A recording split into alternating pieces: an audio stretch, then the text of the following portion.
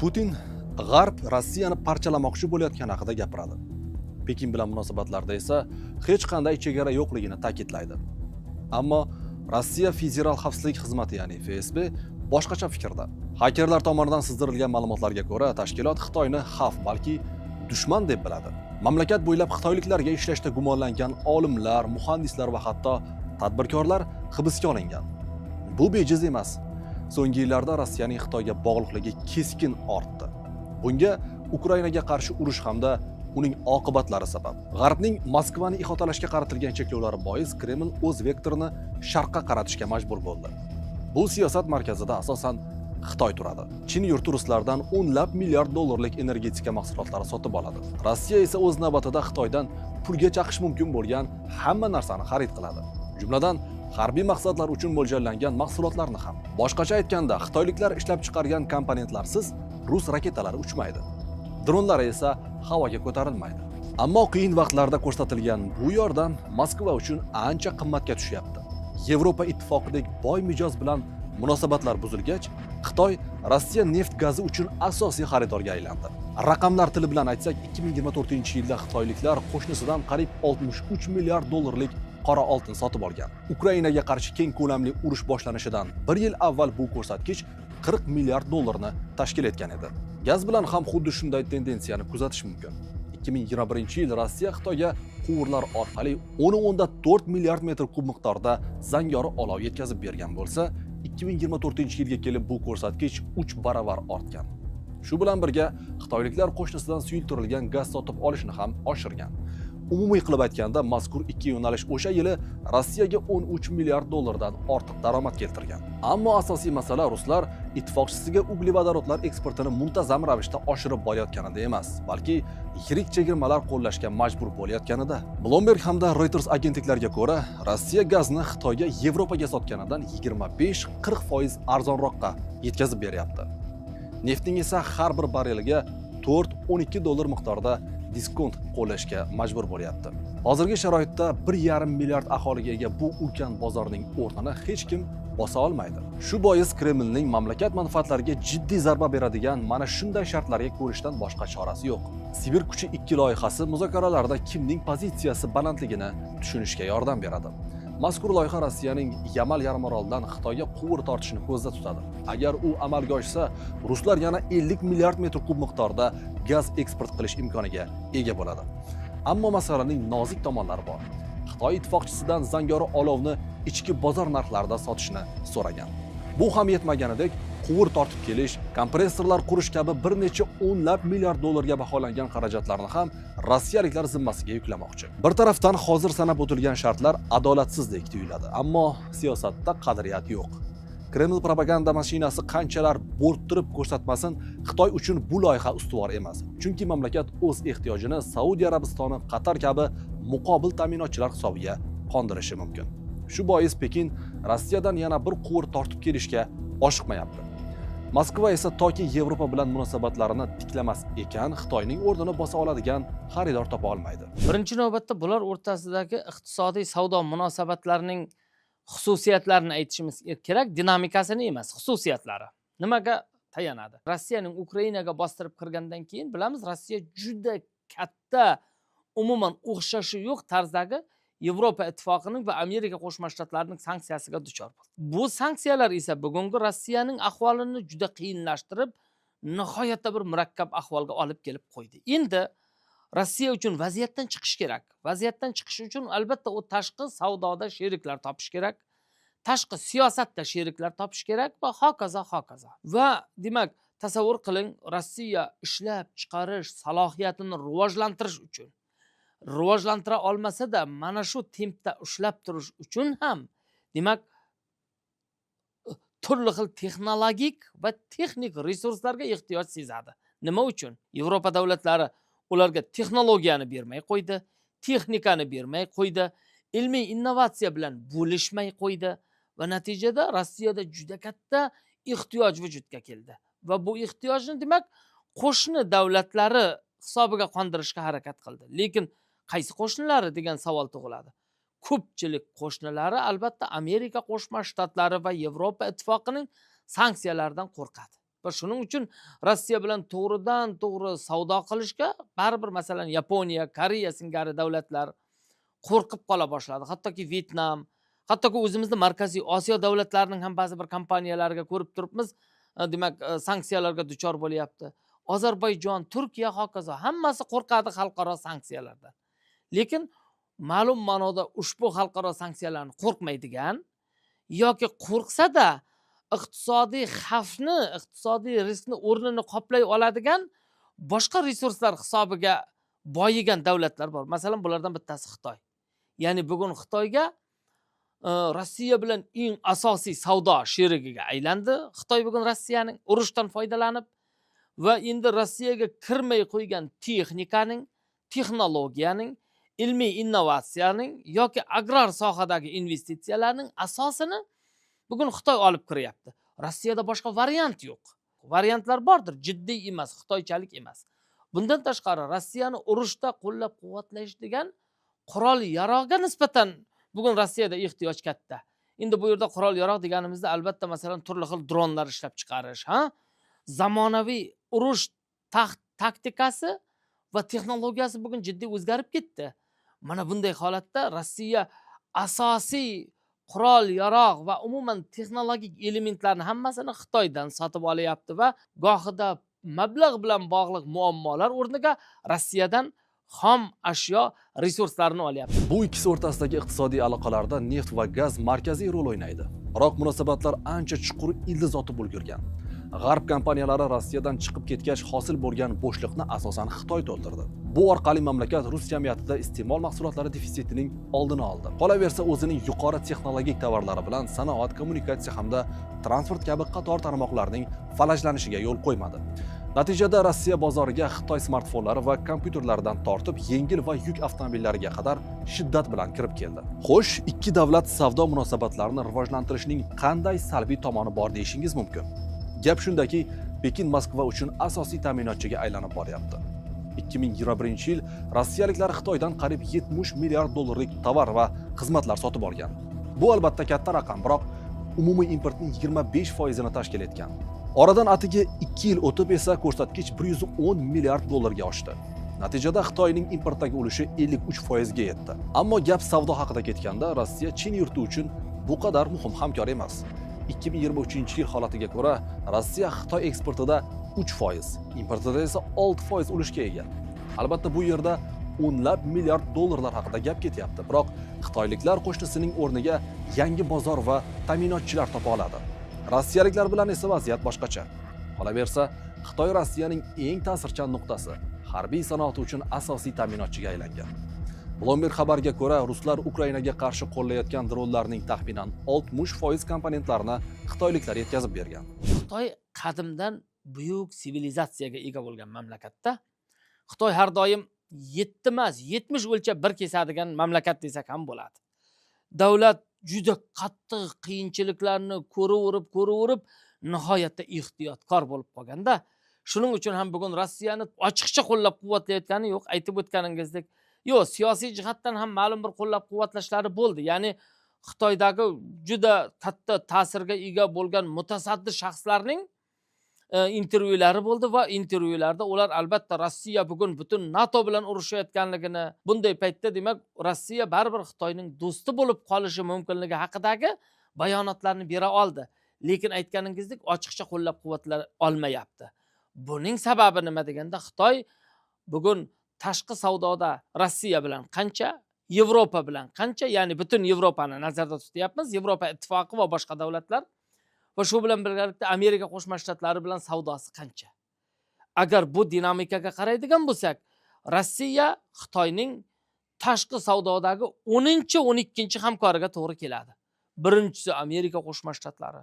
Undan keyin masalan Germaniya, Yevropadagi ko'plab davlatlar, Janubiy Koreya, Yaponiya, Yaqin Sharq davlatlari, bugun Afrika, ya'ni Xitoy kirib borayotgan hududlar juda ko'p. Lekin asosiysi Amerika Qo'shma Shtatlari va Yevropa bozori bugungi kunda Xitoy uchun muhim. Shuning uchun Xitoy Rossiyani ochiqcha qo'llab-quvvatlasam deydi, Amerika bozoridan ajralib qolishim mumkin, Yevropa bozoridan mosuvo bo'lib qolishim mumkin deydi-da. Shuning uchun Rossiyani iqtisodiy jihatdan ko'p tomonlama yashirin qo'llab-quvvatlayapti. Bu Xitoyning albatta sharqona, bosiq va o'ziga xos ayyorona tashqi siyosati va diplomatiyasidir. Moskva hamda Pekin munosabatlarida eng og'riqli masalalardan biri Rossiyaning uzoq sharq mintaqasi bilan bog'liq. Mazkur hudud mamlakat yer maydonining taxminan 40% tashkil qiladi, ammo aholining atigi 5% bu yerda yashaydi. Ularning ham salmoqli qismi etnik ozchilik bo'lib, bu mintaqani Moskva ta'sirida ushlashni qiyinlashtiradi. Shunga qaramay, uzoq sharqning Rossiya iqtisodiyotidagi o'rni beqiyos. Butun mamlakat oltinining 80%, olmosining esa qariyb barchasi Yoqutistondan qazib chiqariladi. Rossiyaliklar iste'mol qiladigan baliq mahsulotlarining 70% Axota, Bering dengizlaridan olinadi. Vladivostok, Naxodka va Vostochniy portlari orqali esa mamlakat tashqi savdosining chorak qismi o'tadi. Boshqacha aytganda, saltanatning eng qimmatli resurslari aynan shu mintaqada joylashgan. Ayrim rus faollari Alyaskani qaytarib olishdek puch orzular bilan andarmon yurgan bir vaqtda xitoyliklar Rossiyaning ushbu mintaqasidagi resurslarini so'rib olyapti. Xitoy Rossiya uzoq sharqini xomashyo bazasiga aylantirib, yog'och, ko'mir, temir rudasi va baliq mahsulotlarining ulkan manbasiga ega chiqqan. Kreml asosan yirik shaharlarda hayot ko'rsatkichlarini yuqori saqlab turishga intilgani bois, chekka o'lkalarda vaziyat yaxshi emas. Qo'shni davlat tadbirkorlari bundan unumli foydalanmoqda. 2010-2014-yillar davomida xitoyliklar taxminan 600 ming gektar yerni qishloq xo'jaligi uchun ijaraga olgan. Tasavvur qilish uchun, bu Xorazm viloyati hududiga teng. Mintaqada chek-chegarasiz resurslar bor, ammo ulardan foydalanish uchun yetarli odam yo'q. Chegaraning narigi tomonida esa 100 milliondan ortiq aholi yashaydi. Ular Rossiya uzoq sharqida tadbirkorlik bilan shug'ullanib, aholini ish bilan ta'minlaydi. Qolaversa, mahalliy ayollar bilan oila qurib, bu orqali kuchli ta'sirga ega chiqadi. Buning oldini olish kerak bo'lgan erkaklarni esa Kreml urushga tashlagan. Xitoy mintaqa resurslarini ekspluatatsiya qilish bilan cheklanib qolayotgani yo'q. Vaqti bilan hududiy da'volar ham yangrab turadi. Boisi, Rossiya imperiyasi bu hududlarni 19-asrning ikkinchi yarmida qo'lga kiritgan. Bu Sin imperiyasi Afyun urushlarida mag'lub bo'lib, inqirozga uchragan bir paytda sodir bo'lgan. Ya'ni 1858-yilgi Aygun shartnomasi bilan Amur daryosining chap qirg'og'idagi ulkan hududlar Rossiyaga berildi. 1860-yilgi Pekin traktati bilan esa hozirgi Primorye va Xabarovsk o'lkalarining janubiy qismlari ham to'liq rossiyaliklar tasarrufiga o'tdi.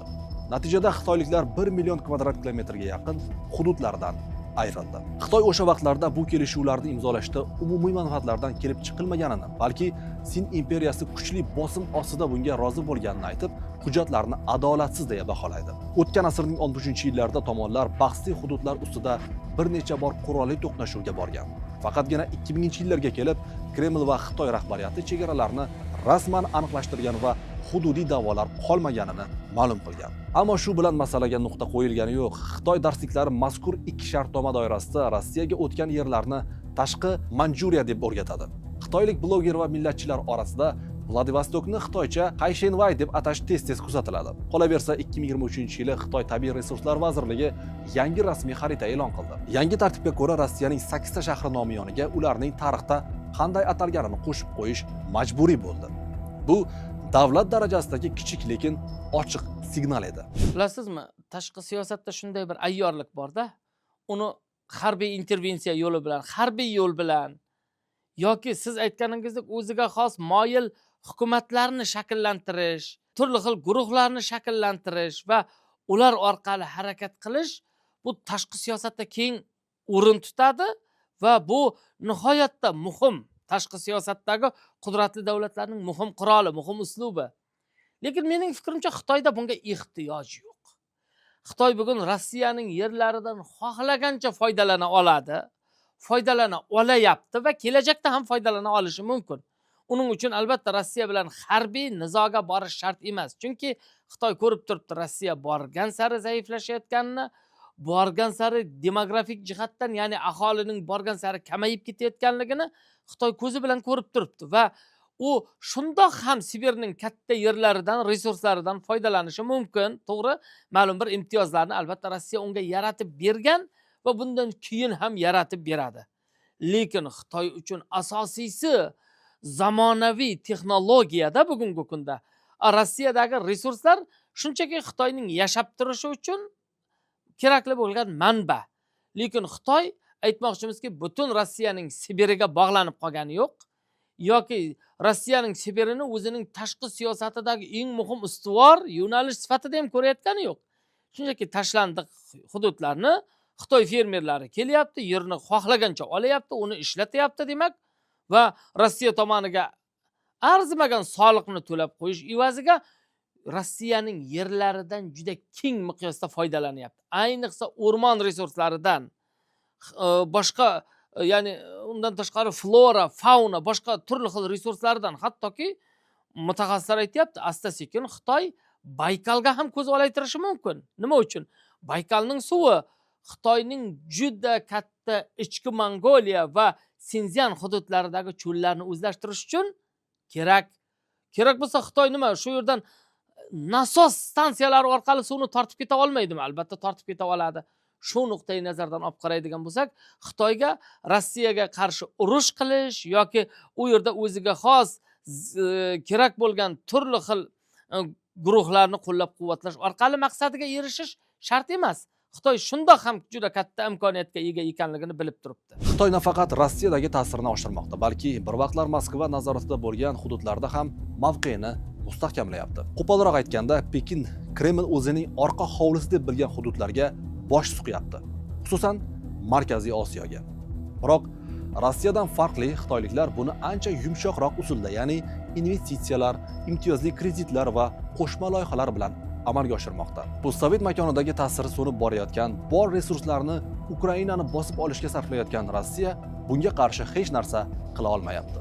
Ya'ni mintaqa davlatlari sobiq metropoliya ta'siridan chiqib boryapti. Markaziy Osiyodagi bugungi vaziyatda Xitoy va Rossiyaning manfaatlari to'qnashayotganligi tabiiy. Ikkalasining manfaatlari to'qnashyapti. Ilgari Markaziy Osiyo siyosiy jihatdan butunlay Rossiyaning bir manfaatlari mavjud bo'lgan mintaqa sifatida qaralgan bo'lsa, bugun bu mintaqaga Xitoy ham kirib kelyapti, buni ko'rib turibmiz va o'zingiz ham ta'kidlab o'tdingiz. Va Xitoy Markaziy Osiyo mamlakatlari uchun maqbul bo'lgan iqtisodiy loyihalar bilan kirib kelyapti. Siyosiy loyihalar bilan emas. Ya'ni investitsiya olib kiryapti, odamlarni ish bilan ta'minlayapti, zavodlar, fabrikalar ochyapti, turizm rivojlanyapti. Hattoki masalan gap chiqqan edi-ku, Tojikistondagi eng katta va muhim bo'lgan ko'llardan bittasi Sariz ko'lini ham hattoki Xitoy sotib oldi degan gaplar chiqqan edi. Ya'ni Markaziy Osiyoga bugun nima kerak? 5 ta mamlakat o'zining iqtisodiyotini to'liq modernizatsiya qilishi uchun texnika kerak, texnologiya kerak, investitsiya kerak, kapital kerak, shu bilan birgalikda ilm, innovatsiya kerak, mablag', kredit kerak. Buni Rossiya esa bera olmaydi, chunki Rossiyaning o'zi bunga muhtoj bo'lib turibdi. Lekin siyosiy jihatdan katta ta'sirga ega. Xitoy esa juda katta siyosatga jiddiy aralashayotgani yo'q hozircha, lekin jiddiy investitsiyasi bilan kirib kelyapti va Markaziy Osiyo davlatlarining ko'pchiligini hattoki o'ziga qarzdor davlatlarga aylantirib qo'yyapti. Va bu holat albatta kelajakda Xitoy tomonidan katta shartlarning qo'yilishiga sabab bo'lishi mumkin. Birinchidan, ikkinchidan esa mintaqada Rossiyaning yutqazishi bilan bog'liq holat vujudga kelishi mumkin. Qanday qilib degan savolga, Ukraina urushi birinchidan ko'p narsani hal qiladi. Agar Ukraina urushi tobora jiddiylashadigan bo'lsa va Rossiya bu yerda katta xavflarga, katta yo'qotishlarga duch keladigan bo'lsa, demak bilamizki, Markaziy Osiyoni ushlab tura olmaydi. Rossiya masalan Ukraina, Belorussiya ulardan ajralishi mumkin, lekin Markaziy Osiyodan ajraladigan bo'lsa Rossiya o'zining imperiya qudratini yo'qotadi. Va aynan bu narsa Xitoyga kerak. Shuning uchun ham Xitoy hozircha ehtiyotkorlik bilan siyosiy motivlarni tilga ham olmasdan shunchaki iqtisodiy loyihalar bilan Markaziy Osiyoga kirib kelyapti va bunday holatda bilib qo'yingki, baribir iqtisodiy soha muhim rol o'ynaydi. Rossiya siyosiy ta'sirini qanchalik saqlab qolishga harakat qilmasin, Xitoyning iqtisodiy loyihalari albatta bu yerda Markaziy Osiyo davlatlariga ma'qul kelyapti va ular imkon qadar demak asta-sekin Xitoy bilan hamkorlikni kuchaytirishni boshlaydi va Xitoy bilan hamkorlikni yanada rivojlantirishi bu tabiiy. Chunki to'g'ridan to'g'ri chegaralarning mavjudligi, ya'ni Qirg'izistonga, Qozog'istonga, Tojikistonga Xitoydan to'g'ridan to'g'ri chegaralar bor va bu yo'llar orqali va shuningdek so'nggi paytlarda o'rta koridor uchun bir makon bir yo'l loyihasi orqali temir yo'l qurilishi boshlandi. Demak, bunday holatlar albatta xitoylik investorlarni shunchaki og'zini havoga ochib turishiga olib kelmaydi. Ular albatta Markaziy Osiyo bilan jiddiy munosabatlarga kirishadi. Nafaqat jiddiy munosabatlarga, Markaziy Osiyo uchun, dunyoning qudratli mamlakatlari uchun hattoki geosiyosiy raqobatga ham kirishadi. Putin va Si Zinpin abadiy do'stlik uchun qadah ko'tarib, yangi dunyo tartibi haqida bayonotlar berayotgan bir vaqtda parda ortidagi jarayonlar ancha faollashgan. Har ikkala tomonning razvedka hamda kontrrazvedka xizmatlari faol raqobat olib boryapti. The New York Times nashri hakerlar tomonidan sizdirilgan hujjatlarga tayanib xabar berishicha, FSB Pekinning Rossiya uzoq sharqiga bo'lgan qiziqishlaridan ogohlantirgan. Hisobotdan ma'lum bo'lishicha, 2022-yildan so'ng Xitoy maxsus xizmatlari rossiyalik amaldorlar, ekspertlar, jurnalistlar va Kremlga yaqin tadbirkorlarni o'ziga og'dirish uchun faol harakat qila boshlagan. Bundan maqsad Rossiya harbiy sanoat kompleksi sirlari, Ukraina urushidan olingan ko'nikmalar hamda g'arb qurollariga qarshi turish tajribasini o'rganish bo'lgan. Bundan tashqari Xitoy dunyoning turli qismlarida o'z manfaatlarini ilgari surish uchun Wagner kabi xususiy harbiy kompaniya tuzishga ham qiziqish bildirgan. Xitoy bilan munosabatlar iliqlashib borayotgan bir vaqtda Rossiyaning yetakchi olimlari davlatga xiyonat ayblovi bilan hibsga olingani ham bu kabi da'volarni tasdiqlaydi. Aleksandr Lukanin, Aleksandr Shpilyuk hamda Valeriy Mitko kabilar shular jumlasidan. Umuman olganda so'nggi yillarda FSB gipertovushli raketalar sohasida ishlaydigan 12 nafardan ortiq olimni maxfiy ma'lumotlarni Xitoyga sotish ayblovi bilan qamagan.